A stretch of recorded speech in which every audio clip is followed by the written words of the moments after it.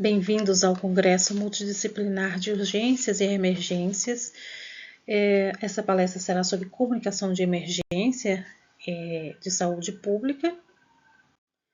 Eu sou Elizabeth Souza, sou enfermeira, sou especialista em enfermagem do trabalho e saúde ocupacional, também em gestão estratégica em saúde pública e vigilância em saúde. Sou também especialista em direito sanitário pela Fiocruz.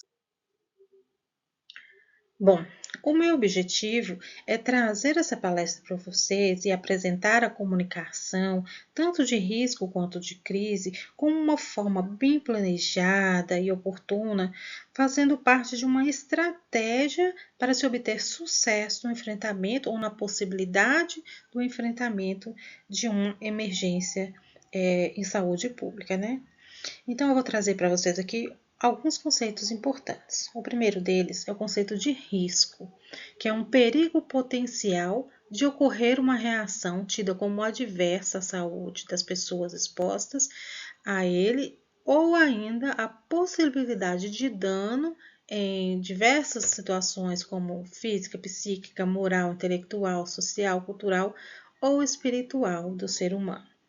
Uma emergência de saúde pública vem a ser um evento, uma situação extraordinária, que demande o emprego urgente de medidas de prevenção, controle e de contenção de riscos, de danos e de agravos à saúde pública em situações que podem ser epidemiológicas, como surtos e epidemias, desastres ou até mesmo a desassistência à população.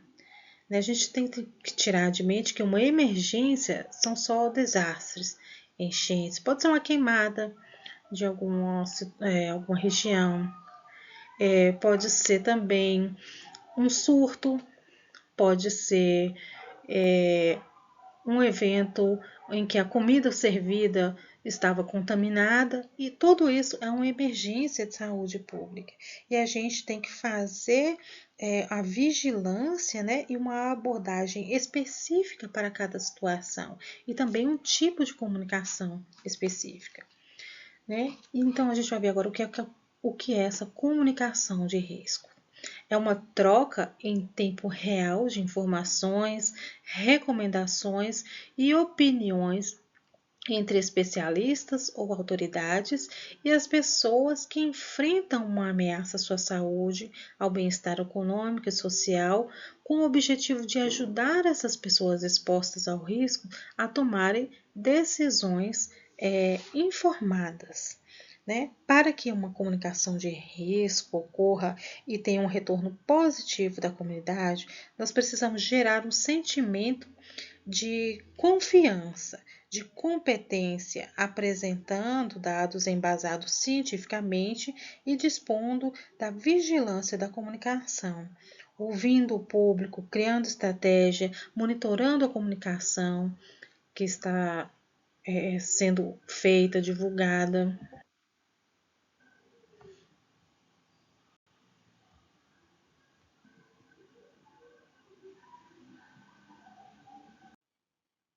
E o que vem a ser uma comunicação de crise? Já é uma comunicação que ocorre quando o evento já está instalado. A crise ela é uma ocorrência, um evento ou uma série de eventos que afetem as operações normais e possam gerar consequências graves à população, demandando medidas extraordinárias para recuperar a ordem, incluindo a instauração de um comitê de crise. Esse comitê vai estar dentro de um sistema de comando de operações, que é uma ferramenta que promove uma gestão padronizada e flexível que facilite as agências ou instituições de um trabalho integrado em todas as fases do gerenciamento dessas emergências. É imprescindível antecipar-se a um acontecimento.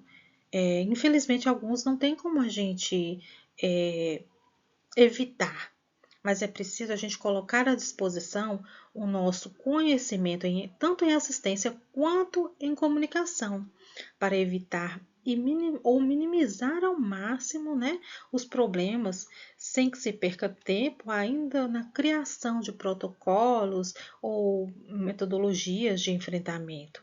Os impactos de uma emergência em saúde pública, eles podem ser muito graves, tanto na dimensão financeira quanto estrutural, também na dimensão socioambiental.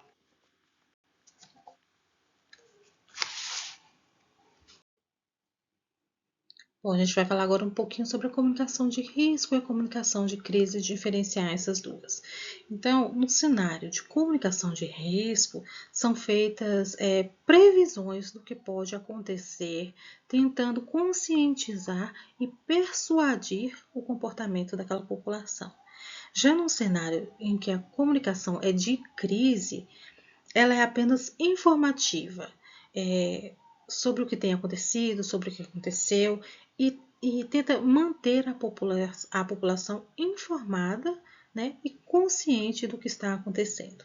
Então, vamos ver aqui no slide, a comunicação de risco, eu coloquei como ela tenta auxiliar os indivíduos a fazerem as suas próprias escolhas de maneira consciente.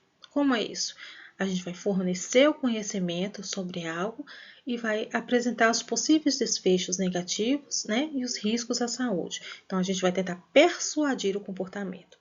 Já numa comunicação de crise, ela já é feita por uma autoridade sanitária, né, e tem o objetivo de defender, de explicar a posição de uma instituição, com relação a alguma crítica que tenha recebido devido a alguma crise, como crises epidemiológicas, violências no trabalho, derramamento de tóxicos.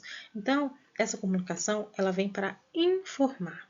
E essa é a diferença entre as duas. Uma vai persuadir, a outra vai informar.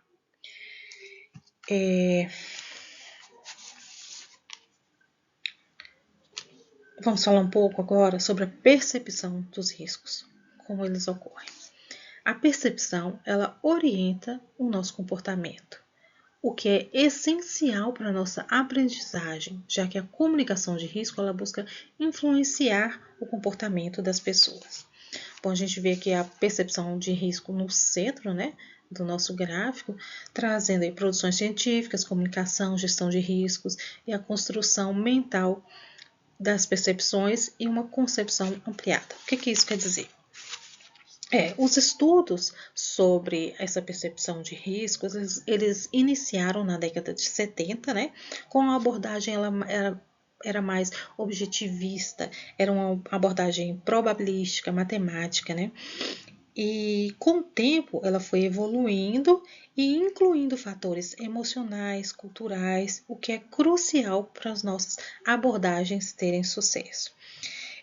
A partir da compreensão de que a forma como uma pessoa se comporta e toma as decisões depende da percepção de risco, desenvolveu-se estratégias e métodos de gestão que são mais eficazes no enfrentamento ao risco.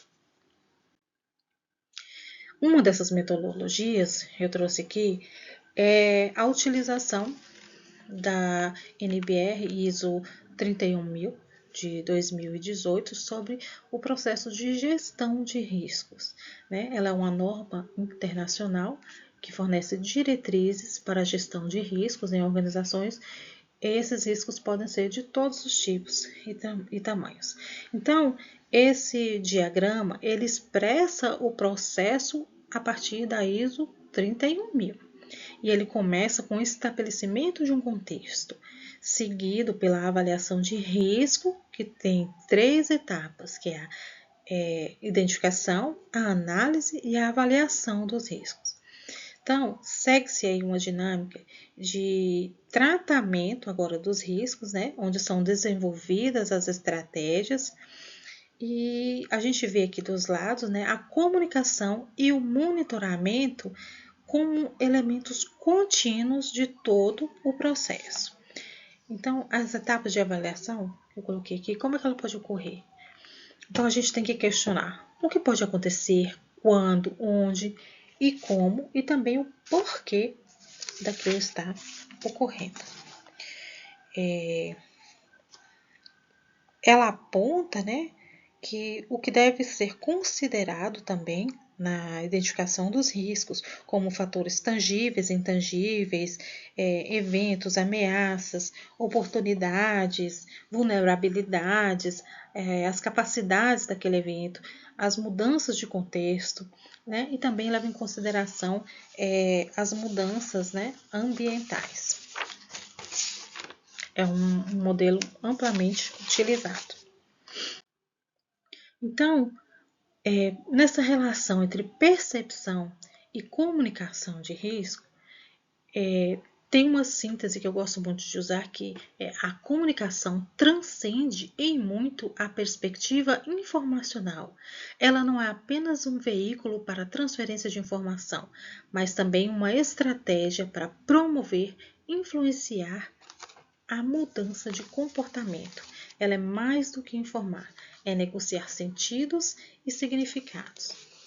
Bom, os manuais da Organização Mundial de Saúde, elas já tratam a comunicação de risco como um papel de trabalhar a confiança da população, né, nos gestores e nos prestadores de serviço. Isso, na atualidade, tem sido muito importante. Por quê? Porque em todo o mundo, esses gestores e prestadores de serviços, eles estão passando por índices muito altos de desconfiança. Então, é preciso trabalhar isso.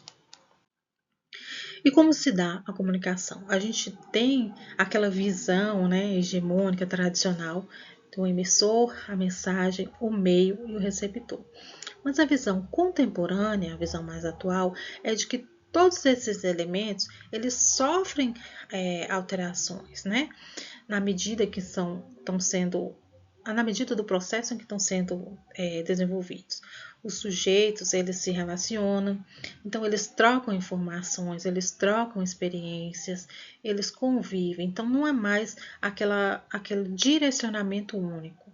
Há um envolvimento, uma relação, né, construída nesse desenvolver da comunicação. Bom, aqui os fatores comunicacionais que afetam a percepção dos riscos. Devemos escolher muito bem a linguagem que a gente vai utilizar. Para tentar garantir o máximo possível de compreensão do conteúdo. Essa fala deve ser sempre adequada ao nível de compreensão daquela comunidade com a qual a gente está lidando, para tentar tornar aquilo um hábito, uma atitude, uma alteração do comportamento diário, da postura diária daqueles cidadãos. Além disso, a gente deve direcionar táticas e mídias. A gente precisa observar a reação das pessoas antes e depois das nossas falas. Devemos observar também o nível de confiança, os rumores que surgirem dali, corrigir aqueles erros, mas sem subestimar o nosso público. A gente também não pode ocultar informações ou falar algumas informações em off para uns ou para os outros, que aquilo vai gerar rumores, né? E a gente tem também que obter um feedback. É importante a interação.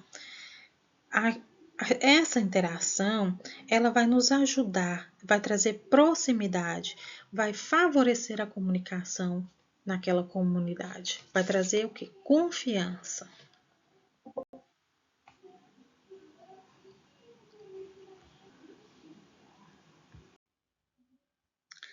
Tem um autor muito importante que é o Peter Sandman, que ele traz para a gente alguns desafios dessa comunicação.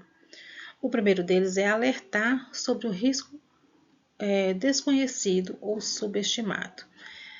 Nessa perspectiva, a gente tem que aumentar a percepção pública de um risco real que a população desconhece ou subestima. O outro ponto que ele traz é tranquilizar sobre um risco superestimado. A gente tem que reduzir a percepção pública de um risco percebido como mais perigoso do que é realmente, sem parecer indiferente ou condescendente àquilo que está acontecendo. Outro ponto, que é um desafio, é gerenciar um risco controverso. Então, situações amplamente debatidas e polarizadas, ganhando a confiança de todas as partes envolvidas e equilibrando diferentes opiniões e sentimentos. O último desafio que ele trata é motivar as pessoas a tomar ação sobre um risco aceito, que é incentivar a ação pública, né? Sobre um risco já reconhecido e superar a inércia do comportamento, né, daquele indivíduo, ele ser complacente.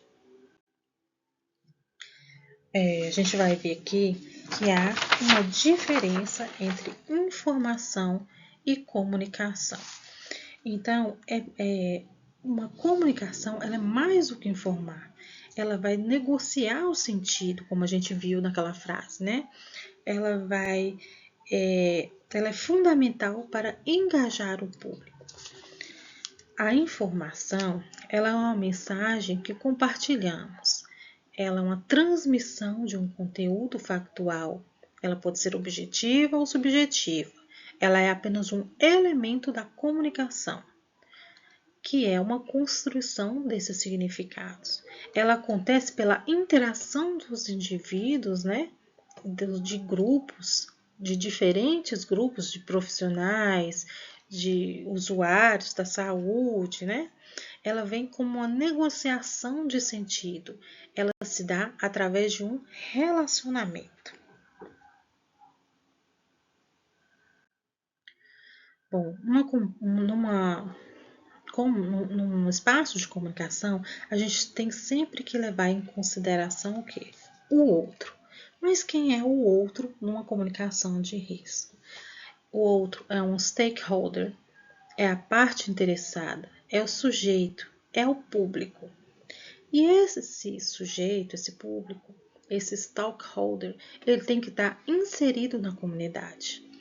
Ele tem cada uma dessas pessoas, dessas partes interessadas, elas têm que ser segmentadas pelo seu papel e pelas suas responsabilidades na emergência. Eles são um fator de influência para aquela comunidade, né? Então, a OMS e a Organização Pan-Americana, eles incentivam também essa participação comunitária. É preciso o envolvimento da sociedade, não apenas chegar lá e despejar o nosso conhecimento, né? Essa vigilância participativa, essa vigilância cidadã, ela vai permitir a maior proximidade e vai tornar mais eficiente a comunicação em massa e também a resposta à crise. Então, a OMS e a OPAS, ela tem incentivado essa comunicação não só a nível territorial, mas também a nível nacional e internacional, por meio de um sistema interno de comunicação qualificado para enfrentar a desinformação e trazer as informações oportunas de forma mais rápida e assertiva para cada população. Então, quem são os stakeholders? É o governo, as unidades e órgãos responsáveis pela esfera nacional, estadual, municipal. São outros representantes governamentais, né? São organismos internacionais, são organizações não governamentais e grupos voluntários, são grupos da sociedade civil, grupos religiosos. É a comunidade afetada e seus representantes, são os organizadores, os doadores, né, do setor privativo também faz parte. Então, vamos ver aqui o papel deles numa emergência. As autoridades de saúde e tomadores de decisão liderar as respostas, né, e a comunicação durante a emergência. Os profissionais de comunicação, eles são os especialistas em disseminar as informações e as orientações ao público. O pessoal técnico e operacional, incluindo o pessoal do Ministério da Saúde e as autoridades regionais e municipais, é que planejam e respondem à emergência, né? É aquela parte operacional, né? A linha de frente. Os líderes comunitários são fundamentais para engajar e informar as comunidades, as instituições e organizações públicas, privadas e sociais são previamente envolvidas no planejamento das respostas, né? E a emergências e desastres naquela região. Os respondedores de linha de frente são aqueles que estão diretamente envolvidos na resposta à emergência. Os parceiros de desenvolvimento locais, nacionais e internacionais que vão colaborar com esforços, né, na preparação da resposta. A sociedade civil e o setor privado que estão ali envolvidos diretamente na emergência. E a gente vai ver aqui alguns grupos influentes baseados na comunidade. São a associação de moradores, né, que vai representar os interesses dos residentes, as organizações religiosas que vão promover os valores espirituais, a assistência social e os eventos culturais,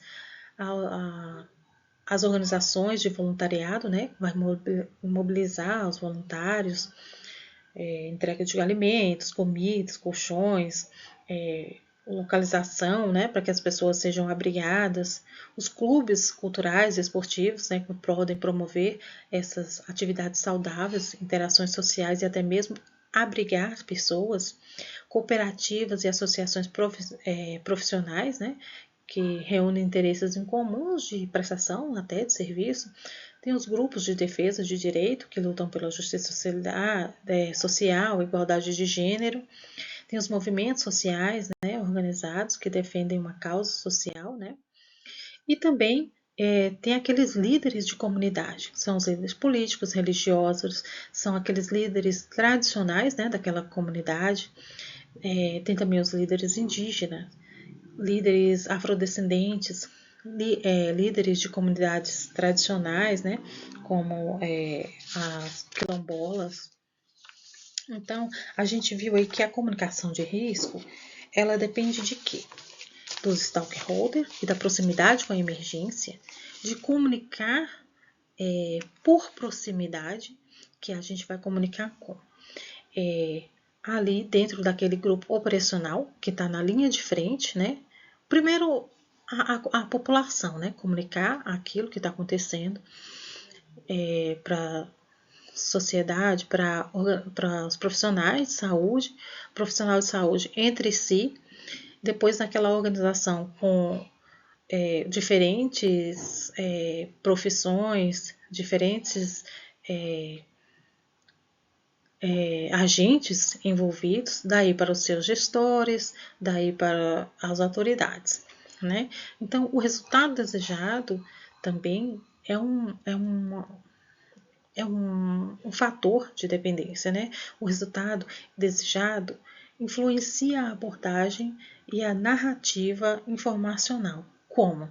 A mensagem que você vai passar, ela tem que ser direcionada para a resposta que você quer obter. A gente vai entender isso lá na frente com um método que a gente denomina SOCO e que vai explicar direitinho como isso se dá. E também a utilização, né, de diversos meios de comunicação, de canais de escuta, de atendimento, a mobilização social e o engajamento. E aqui a gente viu que a mensagem ela varia conforme o público e o momento da emergência. Então, comunicamos primeiro os mais próximos e, conforme necessário, estendemos isso. Se é um nível só territorial, se vai atingir o nível municipal, estadual, nacional. Então, tudo isso tem que ser trabalhado aos poucos. Então, como a comunicação de risco deve ser aplicada em uma emergência de saúde pública? Primeiro, a gente vai instaurar os alertas e avisos, que vai reconhecer a possível emergência e vai desencadear o cuidado. Ele aqui é a tomada de consciência do que está acontecendo. O segundo ponto é a sensibilização e a ação. Nesse momento a gente vai mitigar o pânico, né? Vai trazer transparência sobre as incertezas, vai sensibilizar o público e vai responsabilizar cada personagem, né? Cada parte interessada. O terceiro ponto é a orientação e engajamento. a gente vai ter que trazer as atualizações regulares, né? As instruções de prevenção, o cuidar, aqui é o mais importante. E em quarto momento é a escuta ativa e a participação, aquela participação que eu falei da comunidade, né? Nos canais de atendimento, de escuta ativa, de diálogo, de receber o cuidado. A gente vai falar um pouquinho agora sobre o processo de comunicação, né? Ao receber alguma informação de um possível risco a ser trabalhado, né? Para que a população mude seu comportamento, a gente não está falando necessariamente só daquela comunicação de risco social, né? Que é o contexto em que a gestão de saúde pública ela vai lá orientar a população, né, acerca dos riscos. Mas a gente está falando de um fator, de um processo específico, né, que demanda a atuação de comunicadores, de elaboradores de materiais, também da alimentação dessas informações acerca do que está acontecendo lá dentro do departamento de emergências do Ministério da Saúde, para a construção de uma preparação, né, da vigilância e também da resposta do enfrentamento do risco. Então, essa parte é a nossa comunicação administrativa, que envolve autoridades, que envolve a rede CIEVES, né, que é um centro informativo, envolve os stakeholders, que são responsáveis, né, pela resposta à emergência.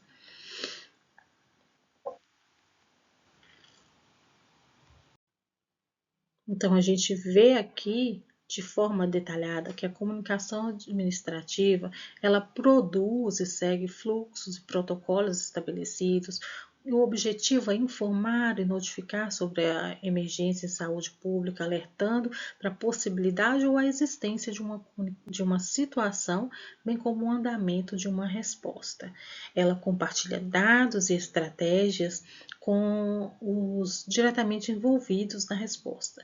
Já a comunicação social, além daquilo que eu falei, ela utiliza diversos meios de comunicação, como jornal, como rádio, televisão, redes sociais, ela vai envolvendo áreas técnicas de jornalismo, de publicidade e de relações públicas, né, além dos profissionais diretamente ligados ao enfrentamento da crise.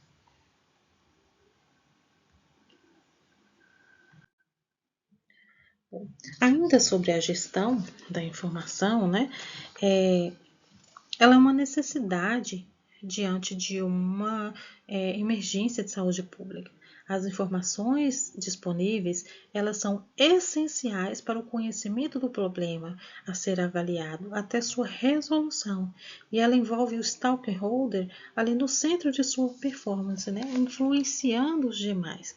Ela tem que ser feita no momento correto, através de um canal de informação correto. Ela tem que transmitir confiança, ela tem que ter aquela informação técnica, ela tem que abordar os valores daquela comunidade, ela tem que expressar o cuidado, ela tem que trazer credibilidade. E também a importância dessa gestão da informação está no registro de cada atividade que é realizada por cada integrante, né, daquela equipe de enfrentamento, pela coordenação, pelos as pessoas que estão ali operando diretamente dentro daquela situação. Ela tem que ser feita de forma rotineira, ela tem que permitir consultas, avaliação e um monitoramento. Isso traz o quê? A segurança da informação. Crise instalada. Como é que a gente deve agir, né? Então, ações de comunicação após o estabelecimento de uma emergência em saúde pública. Então, essa gestão das informações, quem vai fazer são esses grupos que eu vou detalhar para vocês. Então, eles vão monitorar os eventos de interesse de saúde pública no âmbito do Comitê de Monitoramento dos Eventos, com a participação da Rede Nacional dos Centros de Informações Estratégicas em Vigilância em Saúde, né, que são os CIEVs, e as demais áreas técnicas do Ministério da Saúde. Então, as autoridades sanitárias, elas vão avaliar aspectos como a gravidade do impacto na saúde pública, se o evento é incomum ou inesperado, se o risco de propagação é em ambiente nacional ou internacional e também os riscos para a economia, para o comércio, para as viagens. Então, o primeiro grupo que eu quero destacar aqui é o do Comitê de Monitoramento de Eventos, né? Esse é um grupo multidisciplinar e multissetorial, né? Formado por epidemiologistas, médicos, clínicos, virologistas, microbiologistas, sanitaristas, todo tipo de especialista, né, em bioestatística, em ciência de dados, são representantes das áreas de vigilância epidemiológica, laboratorial, sanitária, especialistas em comunicação, são os profissionais, né, outros profissionais conforme a natureza do evento, como veterinários, especialistas em zoonoses e também especialistas em desastres. E a depender do evento, pode ter muito mais do que isso. Esse comitê de monitoramento dos eventos, eu costumo dizer que ele é o cérebro analítico, né? Eles vão transformar os dados brutos em conhecimento estratégico. Eles vão favorecer a base científica informacional para que autoridades possam agir de forma eficaz, coordenar a resposta e comunicar-se com o público de maneira responsável e embasada.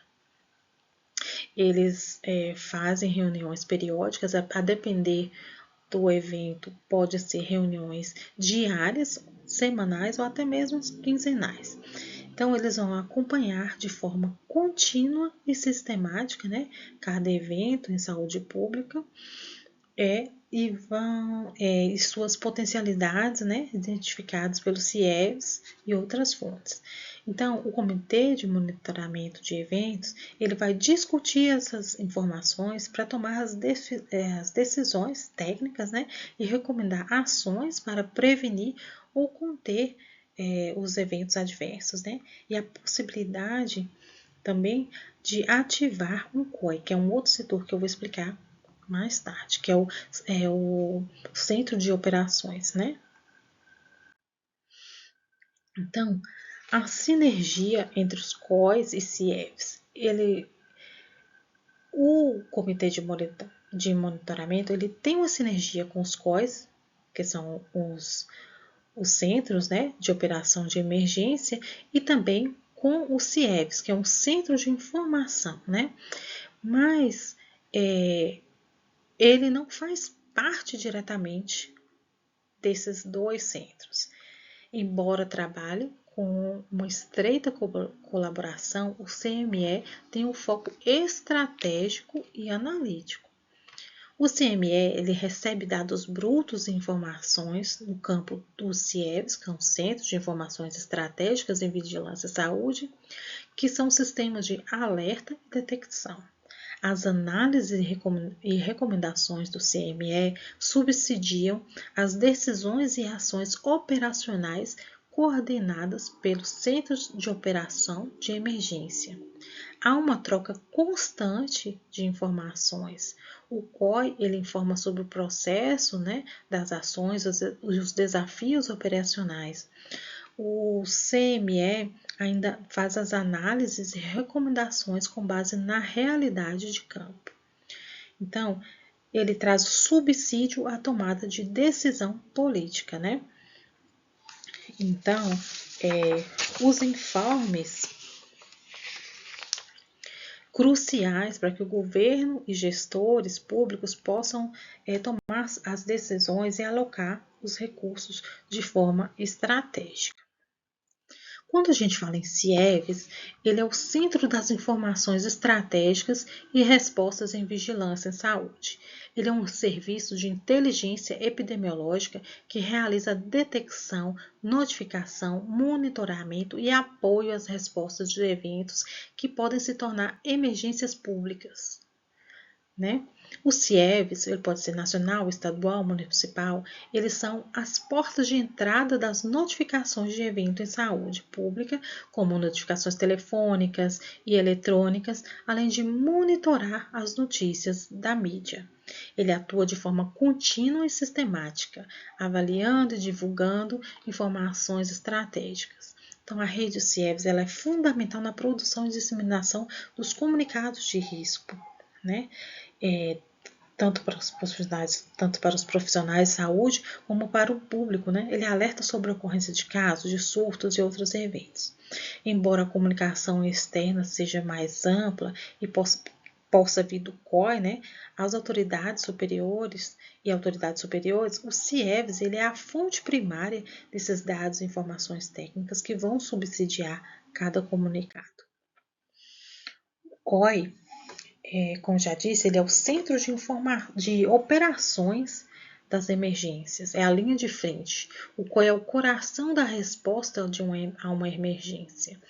É uma estrutura de resposta a emergências em saúde pública que pode ser acionado pelo comitê, né? Ou por outros mecanismos, como o Comitê de Gestores do SUS.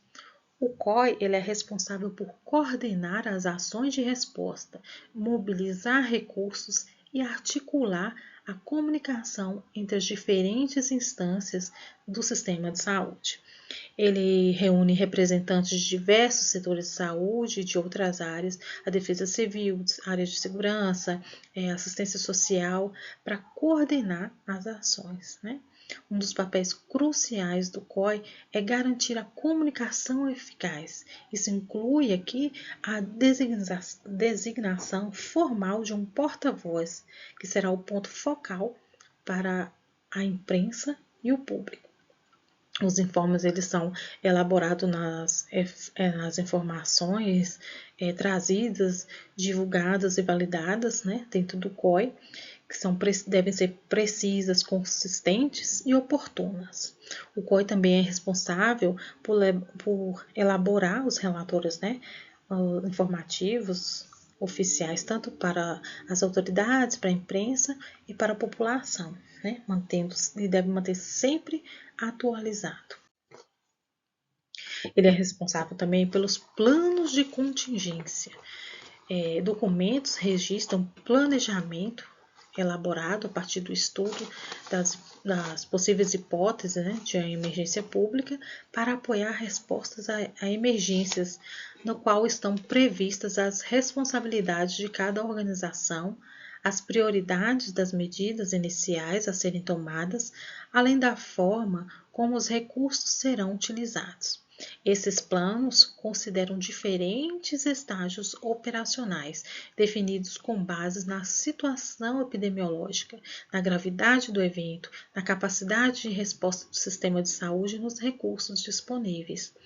Essa estrutura ela permite uma resposta gradual e adaptada a cada fase da emergência, que são elas a fase de normalidade, a fase de mobilização, a fase de alerta, de situação de emergência e, por fim, a mais grave, que é a situação de crise. A fase de normalidade, quando a gente monitora ativamente, né, os possíveis surtos e eventos incomuns, um foco na vigilância e na preparação, quando a gente coleta dados, quando detectamos e notificamos casos para avaliar riscos futuros. Já a mobilização ela é uma intensificação da investigação e também do monitoramento, além de promover ações de prevenção para conter a propagação e preparar o sistema de saúde para uma possível ampliação das demandas. No momento de alerta, já há indícios que o evento pode evoluir para uma emergência. E aí a gente toma medidas preventivas e de preparação, além de sensibilizar né, a população e evitar que a situação se agrave. Já no momento da emergência, o evento ele já é uma demanda e que espera uma resposta mais intensa. Aqui a gente amplia a capacidade de atendimento, né, e também a coordenação das ações de diferentes setores. O Ministério da Saúde é envolvido, né, e pode declarar uma emergência de saúde pública de importância nacional. Já no momento de crise, é uma situação de emergência de grande magnitude que pode impactar severamente o sistema de saúde, né, e múltiplos setores. Aí a gente já entra num estágio, né, mais avançado e que são necessários serviços essenciais, outros podem ser interrompidos, né, e recursos podem ser realocados e e pessoas podem ser mobilizadas, né, pessoas, instituições, organizações podem ser mobilizadas para salvar vidas e para o estabelecimento da normalidade. Então, o Centro de Operações de Emergência, o COI, ele tem alguma estratégia de gestão coordenada em situação de emergência à saúde pública. Ele pode ser ativado para lidar com qualquer tipo de evento de saúde pública. No entanto, quando a declaração é de uma emergência de saúde pública de importância nacional, a ativação do COI ele torna-se obrigatória para coordenar todas as ações de resposta. Então, pode ser em âmbito estadual, municipal, federal. A estrutura composta por representantes dos diversos setores envolvidos nas ações de resposta à emergência, além de especialistas, né, no assunto, ele tem que ser desativado assim que a situação estiver sob controle. E qual o objetivo? É garantir uma resposta coordenada, assegurar uma comunicação eficaz e monitorar e avaliar todas as situações relacionadas àquela emergência. Então, o papel da comunicação no COI. Então, ele tem um papel de garantir a transparência das ações de respostas, registrando e disseminando informações para profissionais de saúde, a imprensa e o público. As informações elas vão ajudar a prevenir e mitigar os riscos, permitindo que a população tome decisões informadas para sua proteção e ainda estimula a participação ativa da comunidade em ações de prevenção, de resposta à emergência. Então, outro papel é organizar a comunicação, definir equipes, parceiros internos e externos, além de fluxos e rotinas de trabalho. A comunicação estratégica. Em alguns territórios, esse tipo de ação é o único recurso disponível, né? Então, tem que ser bem estruturado. O objetivo é tomar decisões informadas para prevenção, mitigação, um efeito, né, da situação de doença ou de algum evento de risco. Então, a informação ela tem que vir correta, verídica, oportuna e acessível. É uma das estratégias, tudo isso é uma das estratégias para atingir o objetivo. Então, como que a gente vai saber o que comunicar publicamente, né? As autoridades de saúde pública devem comunicar os pontos mais relevantes, né? De complexidade, de incertezas, dos riscos à saúde, né? E o propósito disso é reduzir os riscos e prevenir doenças, óbitos, né? E resgatar o equilíbrio da comunidade. A limitação dessas informações, ela torna a notícia que é passada mais assustadora, mais alarmante. Então, o que é mais importante comunicar? Menos é mais, mas precisa ser suficiente. Para quem? Considere os diferentes segmentos como pessoas mais vulneráveis, mais suscetíveis ou aqueles envolvidos na resposta à emergência. Qual é o seu público-alvo? Qual a relação de cada segmento na emergência? Qual o nível de risco envolvido? Qual vai ser o papel que cada um vai desenvolver ali, né?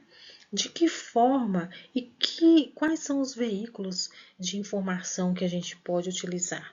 A gente pode utilizar ali um 0800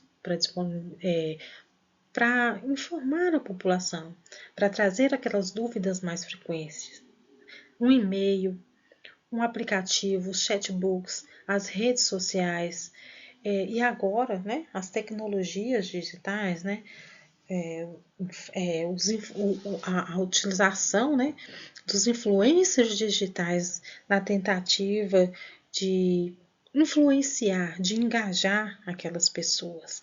É importante que a comunicação midiática tenha sempre como objetivo a construção de sentido que transforma e aprimora o comportamento dos indivíduos, permitindo a conquista de resultados mais positivos da coletividade, né? A gente percebe aqui que há diversas formas, né? O rádio, a televisão, mas a gente tem que perceber durante um evento qual aquela que vai atingir de forma mais positiva naquela situação. Por exemplo, o uso de um folder, tá, ele é o mais bonitinho, mais organizadinho, mas o que é que vai atingir aquela população de determinada comunidade de uma forma mais abrangente? Pode ser o quê? Um menino numa bicicleta com caixa de som, transmitindo aquelas informações, chamando para um evento de escutativa, né? De informação. Então, a gente tem que estudar cada evento e ver a população, o território, para poder fazer, lançar mão dessas demandas, né? Se eu fizer um chatbook, utilização de uma rede social numa comunidade que não tem acesso a isso, não vai valer de nada, não é? Vai ser melhor colocar o quê? Um menino numa bicicleta com caixa de som para informar. Então, os princípios da comunicação durante um evento já, né, de emergência, a proatividade da comunicação, a transparência, a credibilidade, o reconhecimento da incerteza, ter empatia com aquela comunidade. Aquelas informações, elas têm que ser coordenadas, né, e para gerar ações também coordenadas.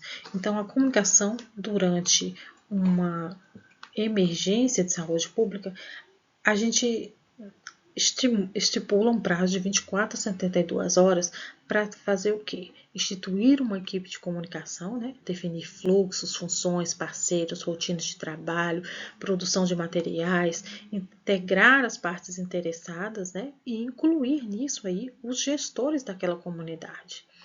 E a partir disso, definir fluxos e rotinas de comunicação, identificar e definir pontos focais dentro da equipe de resposta de emergência, estabelecer fluxos de informações, apresentar uma mensagem unificada, isso é muito importante, né, entre os porta-vozes que coordenam a resposta, né, em um centro de operações, trazer também formatos e periodicidade de divulgação daquelas informações, definir a periodicidade e o formato da divulgação, estabelecer rotinas com a imprensa, utilizar canais de comunicação oficiais, né? E estar sempre ali alimentando esses canais oficiais junto com a autoridade sanitária, com informações acessíveis a esse público, numa linguagem acessível. E trazer também um monitoramento da mídia e das redes sociais, né? combatendo ali a desinformação e trazendo as informações corretas para aquela população. Aqui é o que eu falei com vocês que eu ia mostrar um tipo de estratégia, né, para a comunicação, que é o soco, que na tradução para o português vira um resultado global e único de comunicação. Ela é a identificação do público-alvo, a mensagem-chave e o resultado que se pretende com essa comunicação. O soco ele não é a mensagem direta, né? Ela é utilizada para definir a resposta, o resultado qual se quer alcançar. Então, ele é um conceito utilizado em comunicação que visa definir um único e principal resultado ou mudança que se pretende alcançar, como uma campanha ou uma mensagem específica. Em outras palavras, é a resposta à pergunta: que mudança quero ver no meu público como resultado da minha comunicação? Então, o soco ele vai ajudar a estruturar o pensamento em relação a uma necessidade de comunicação. Então, etapas para definir. Então, a gente tem que pensar primeiro, qual é o tema? Por que abordar esse tema e por que abordá-lo agora? E quem é o público a quem eu devo direcionar esse tema? A ação desejada, o que se quer que a audiência, né, a pessoa, a instituição, faça como resultado da comunicação. O que aquela comunidade ela tem que fazer, né, para alcançar o resultado daquela comunicação. Como que a gente pode começar a pensar nisso? Fazendo o brainstorm. O que é isso? É aquela chuva de pensamento. A gente vai trazer diferentes pessoas da comunidade, de profissionais envolvidos, de gestores e vai analisar aquele evento. Qual o tema daquele evento? O que a gente precisa abordar? Qual a resposta que a gente tem que chegar? Como que a gente vai fazer o nosso público chegar nesse ponto, né? E aí, a gente pode utilizar um outro método, né, que é o 5W2H, para definir tudo isso. O 5W2H vai definir quem vai fazer, como vai fazer, quanto vai custar, quando deverá ser feito, onde deverá ser feito, por quê e qual o custo de tudo isso. Então, a gente vai ter que ter uma análise bem grande para definir tudo isso para se alcançar o objetivo, que é aquela resposta. Então, o público-alvo a gente tem que ter a compreensão de quem são, onde estão e como melhor alcançá-los. A segmentação, a gente vai ter que identificar se aquilo é favorável, né? Se aquelas pessoas estão favoráveis àquele acontecimento. Quem são os que estão neutros e quem são os que estão ao contrário, né, daquela resposta que eu quero chegar. E a gente vai ter que adaptar a mensagem conforme o perfil e a percepção de risco. Se o risco é voltado para as crianças, a gente tem que fazer o quê? Mensagens voltadas para as crianças, para que elas entendam aquilo e gerem a resposta que a gente quer, né? E essas mensagens, elas são mensagens curtas, simples, fáceis de lembrar, fáceis do público focar nelas e realizar, né? E a gente tem que priorizar os grupos de risco, como eu falei aqui. Então, o que isso significa na prática? É o foco em um único resultado. Em vez de múltiplos objetivos, o foco concentra-se em um único resultado principal, tornando a comunicação mais clara e direcionada. Então, a gente prevê o que? A mudança de comportamento.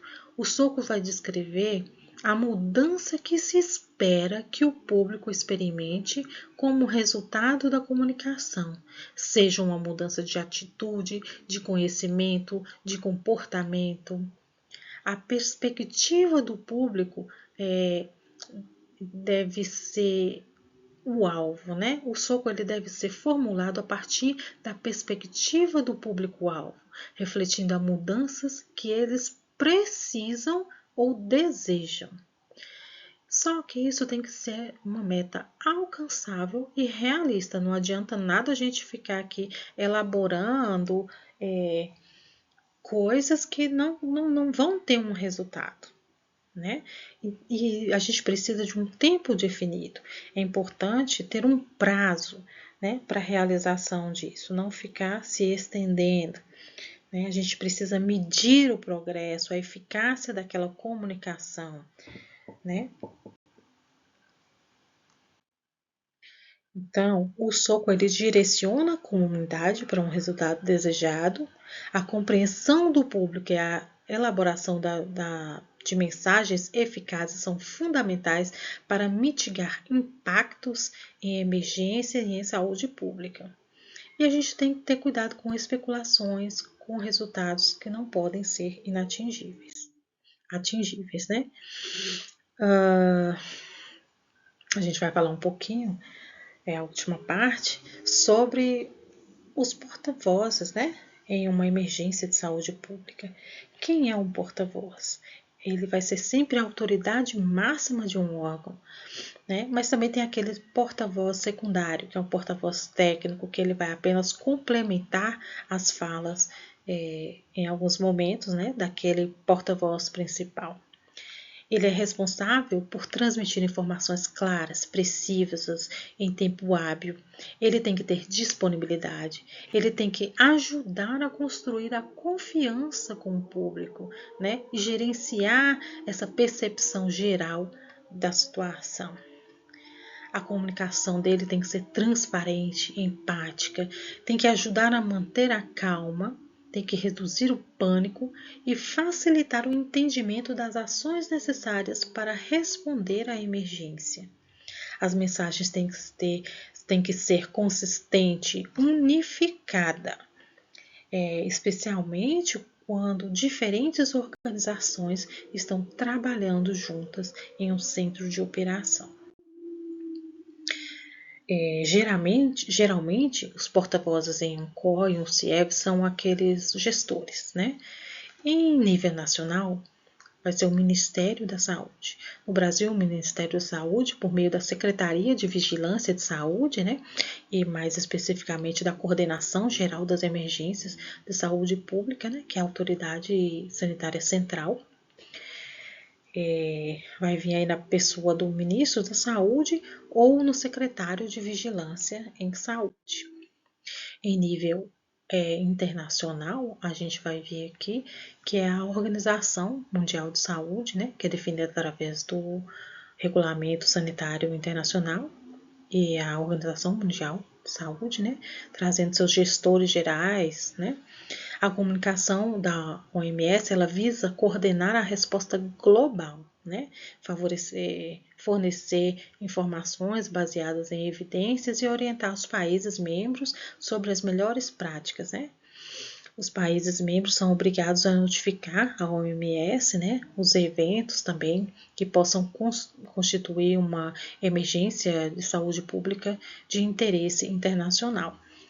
Né? E é a OMS que vai transmitir as informações relevantes à comunidade internacional. O último ponto, e um ponto muito importante, é o monitoramento das notícias, das comunicações que são feitas. Né?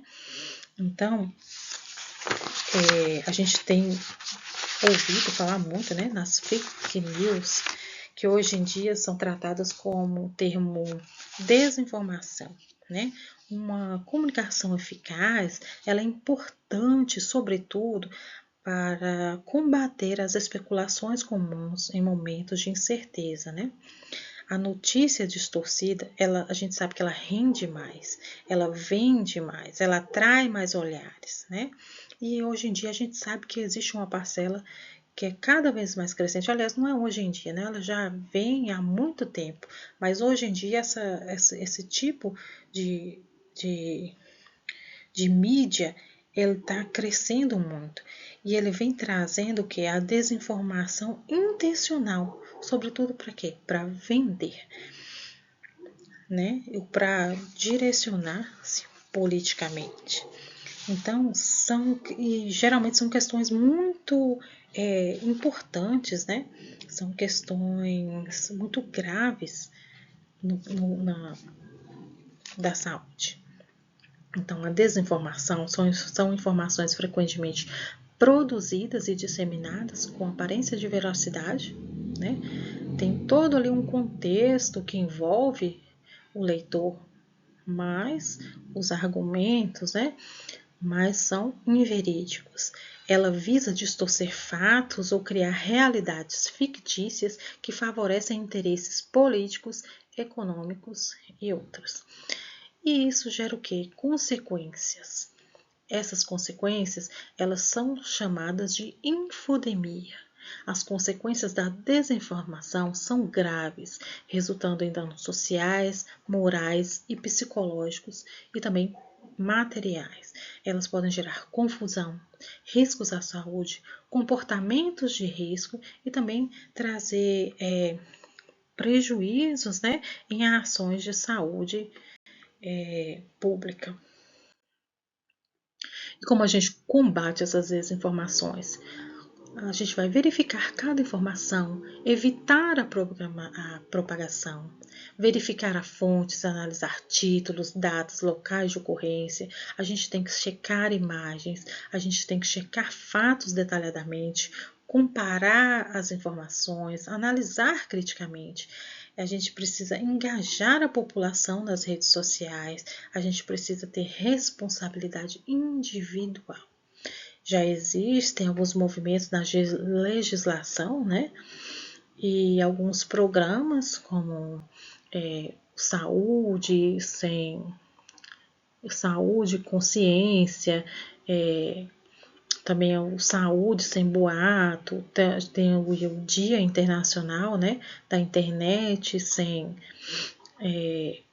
fake news, né? E tem também opinião é diferente de informação, não repasse a fake news.